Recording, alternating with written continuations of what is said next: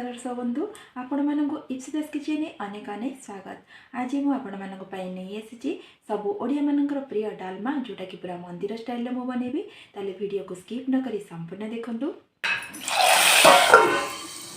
डालमा तो आपण माने निश्चय बनैथिबे किंतु थरे एई प्रोसेस रे डालमा को बनांतु पूरा परफेक्ट मंदिर डालमा परि रहिबो। जे कोनोसी उपास व्रत रे आपण माने एटा को बनै कि खाइ परिबे। टोटल ट्रिक्स आ टिप्स को फॉलो करंतु पूरा परफेक्ट डालमा बनिबो। एति पई तीन प्रकार रो डाली को मु नेछि।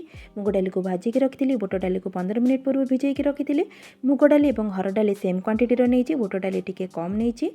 प्रथमे सब डाली को धोई नेबा, धोई देकी ताको आधा घंटा पर्यंत भिजै नेबा। जेहेतु मु एटा को डिश रे बनैबी किछि परिबा को नेछि देखंतु सारू, मूला, गाजर, 2टी मीडियम साइज आलू, किछि कखारु एवं कोबी एवं बीन्स को नेछि।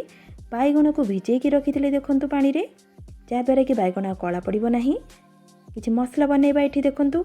मसला रे मु नेछि दालचीनी, गुजराती, लवंग एवं जीरा, पानमधुरी एवं सुखिला लंका। गैस रे डिश बसै कि सेथिरे 1.5 बेला पानी को मु दउछि। आपण मानकर जेति कि क्वांटिटी रो पानी दरकार आपण माने सेति कि देबे। गोटे चमच हलदी को मुझे दूसरी भल से मिसई नबा। मिसई सारा पर गोटे फुटा आसला पर्यंत बसई नबा। देखो गोटे फुटा आसीगला। ये मु प्लेट को काढ़ी जो डाली की धोईकी रखी ताकू ये दूची। आपण मैंने जदि प्रेसर रे डाली बनइबे ताले बतुरेबा ताकू दरकार नहीं। मुझे डिश रे जेतु बनाऊली टिके जल्दी हवापाई मुझे डाली को बतुरे आधा घंटा पर्यंत रखीदी। भल से गोली नीली। गोटे तेजपत्र को ये दूची।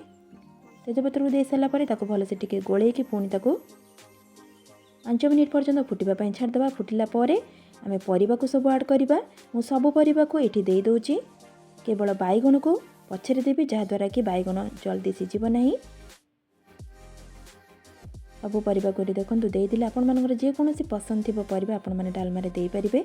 स्वाद अनुसार लुण को ये दे दूची। भल से टिके गोलई नबा। गोलई की 15 ରୁ 20 मिनिट पर्यंत कवर कर नेबा। एबे देखो 15 मिनिट हो गला। मु डालमार कवर को खोलुची। एठी टिके गोले कि आमे फूलकोबी एवं बैगण को देदेबा। फूलकोबी को एठी दे दोची, बैगण को मध्य एठी दे दोची। आपण माने चाहिले देसी आलू, कंदमूल भी दे परिबे। बे देखंतु बैगण को दे देली। गोटे चमच अदा एवं कंचा लंका छेचा को रखिथिली। गोटे मीडियम साइज टमाटो को काटिके रखिथिली ताको एठी दे दोची। भल से ताको गोले नेबा। गोले कि आउ 10 मिनिट पर्यंत कवर करि नेबा। एठी 10 मिनिट हो गलानी। मु एठी नड़िया को करके रखी ताको दे दूची। डालमा रे नड़िया देवे जहाद्वारा कि टेस्ट बहुत ही बढ़िया आसीबो।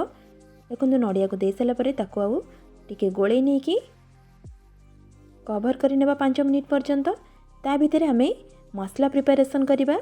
जो सब मसला मु नेइथिली ताको प्रथमे मीडियम फ्लेम रे भाजी नबा। मु जो सब मसला नहीं आपण माने सेही मसला नेबे। टेस्टी बहुत ही बढ़िया आसीबो। देखंतु मसला गुड़िका बे भल से भाजी हो गलानी। ताको ठंडा पाई छाड़देबा। एपटे डालमा भी पूरा परफेक्ट हो गलानी। एबे गैस रो फ्लेम को ऑफ कर देबा। मसलाटी ठंडा हो गलानी। मु ताको हेमदस्ता रे गुंड करि नउची। आपण माने हेमदस्ता रे गुंड करिवे बहुत टेस्ट आसीबो। ग्राइंडर रे बिल्कुल गुंड करिवे नाही। टिके खदड़ा रहिले मसलाटी बहुत ही बढ़िया लागिबो। एबे मोर मसला रेडी हो गला। एबे ताहले हमें डालमा को बघारिबा। गोटे तड़का पैन बसई देछि। सेतिरे डालडा घी को दोछि। आपण माने गुआ घी रे मध्ये बनी परिबे। सुखिला लंका 3टी दे दोछि। पंच फुटण को ऐड करुछि। फुटण टिके अधिक क्वांटिटी रे देबे जहाद्वारा कि डालमा बहुत ही बढ़िया लागिबो। 2 पिंच हेंगु को ऐड करुछि। डालमार फ्लेवर भल आसिया पे आपण मानक जदि पसंद नथिबा आपण माने स्किप करि परिबे। बे फुटणटी फुटी आसलानी। आमे डालमा रे ताको दे देकी इमिडिएटली ताको कवर कर देबा 2 मिनिट पर्यंत। 2 मिनिट परे कवर खोलुछि। देखंतु ताको भल से बे फुटण गुडी को गोळेई नबा। गोळेई साला परे सेतिरे आमे मसला को ऐड करबा। जो मसला को करिके रखिदिले सब मसला को मु एठी दे दोछि। देखो सब मसला को दे सारा पर ये काटिकी रखी धनिया पत्र किसी ऐड करुच्ची। धनिया पत्र देवे डालमार फ्लेवरटा बहुत ही बढ़िया आसीबो। ताको भल से गोळेई नबा। गोळेई की हाई फ्लेम रे ताको 1 मिनिट पर्यंत फुटिबा पई छाड़देबा। ताले एठी हमर रेडी हो गला मंदिर परी परफेक्ट डालमा। आपण माने निश्चय ए प्रोसेस रे थरे डालमा को बनांतु। पूरा मंदिर डालमा परी रहिबो। जदि आजिर वीडियोटी आपण मानकु पसंद लागिथिबो प्लीज गोटे लाइक करि नेबे। चैनल को सब्सक्राइब करि नेबे। ताले आज पई रहउची पुणी आसीबी नेक्स्ट वीडियो रे किछि नुवा रेसिपी नै। से पर्यंत रहिली नमस्कार बाय जय जगन्नाथ।